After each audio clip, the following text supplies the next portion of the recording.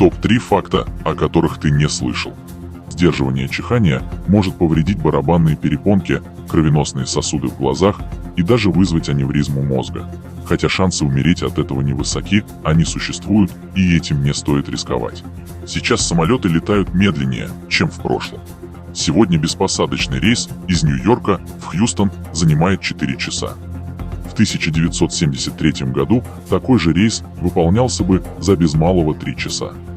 Дело в том, что за эти годы цена на топливо существенно выросла. И авиакомпании поняли, что могут сэкономить миллионы фунтов в год, просто летая медленнее возможного. На смартфоне в 10 раз больше микробов, чем на сидении унитаза.